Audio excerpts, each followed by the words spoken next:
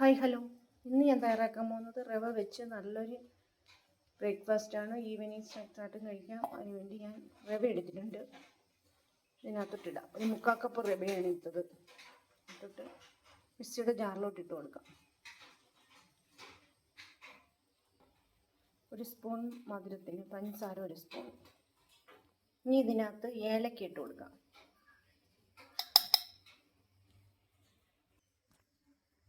ഇനി വേണ്ടത് കുറച്ച് പാല്, ആവശ്യത്തിന് ഒരു 3/4 കപ്പ് പാലൊഴിച്ചാൽ.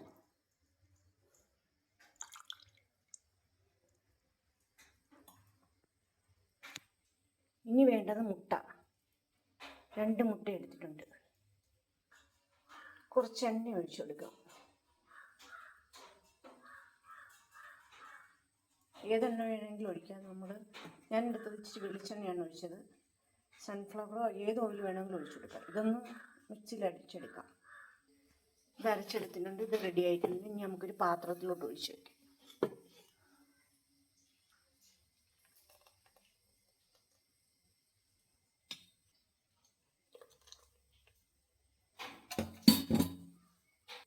കുറച്ച് ബേക്കിംഗ് സോഡ എടുത്തിട്ടുണ്ട്. കുറച്ച് വിനാഗിരി ഒഴിച്ചേക്കാം. ഇത് നമുക്ക് ഇതിനകത്തോട്ട് ഒഴിച്ചു കൊടുക്കാം. അങ്ങനെ ഇളക്കി കൊടുക്കാം.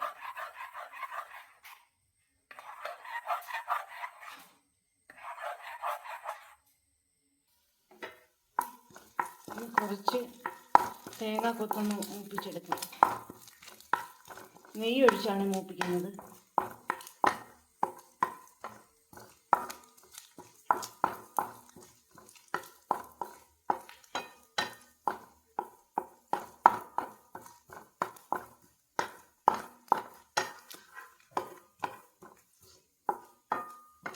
വേറൊന്നും ചേർക്കുന്നില്ല. ഈ തേങ്ങക്കൊത്ത് മാത്രമേ മൂപ്പിച്ചെടുക്കുന്നുള്ളൂ.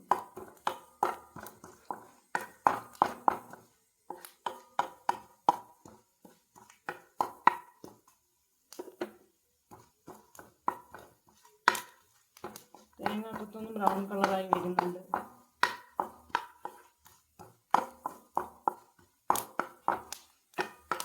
തേങ്ങക്കൊത്തൊക്കെ മൂപ്പിച്ച് വെച്ചു.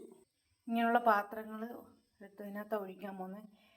എണ്ണ തേച്ച് വെച്ചിട്ടുണ്ട് എല്ലാത്തിലും. ഇതിനകത്ത് ഒഴിച്ചു കൊടുക്കാം.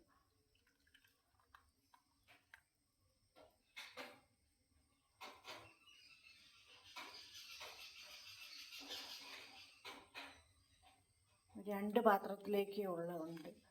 2 പാത്രം മതി.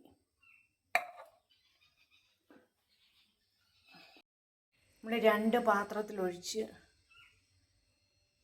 വെച്ചിട്ടുണ്ട്. ഇത് ആവിയിൽ വേവിച്ചെടുക്കാം. കുറച്ച് തേങ്ങാക്കൊത്ത് നമ്മൾ മൂപ്പിച്ച് വെച്ചത് ഇട്ട് കൊടുക്കുക.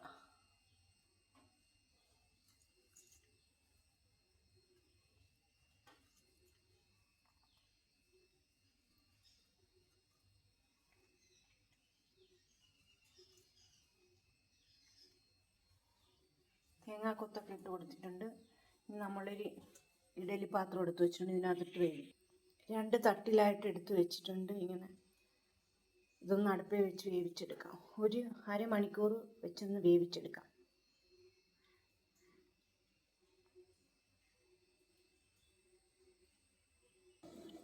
നമ്മുടെ റവ വെച്ചുള്ള അടിപൊളി പലഹാരം റെഡി ആയിട്ടുണ്ട്. നല്ലോണം വെന്ത് ഇരിക്കുവാണ്. ഇനി ഇതൊന്ന് ചെറുതായിട്ടൊന്ന് നടക്കുമ്പോൾ നമുക്ക് വേറൊരു പാത്രത്തിലോട്ട് ഇടാം.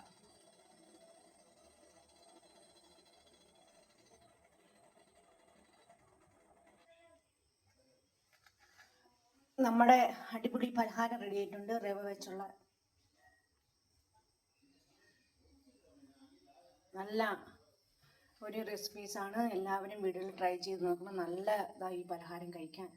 ആവി വേവിച്ചിട്ടുള്ളതാണ്. റവ വെച്ചുള്ള ഒരു പലഹാരമാണ്. കുട്ടികൾക്കൊക്കെ ഭയങ്കര ഇഷ്ടപ്പെടും. 4 മണി പലഹാരമായിട്ട് കഴിക്കാം.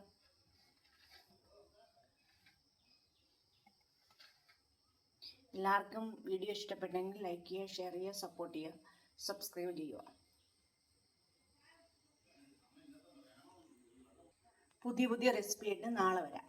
എല്ലാവരും വീട്ടിൽ ട്രൈ ചെയ്ത് നോക്കണം.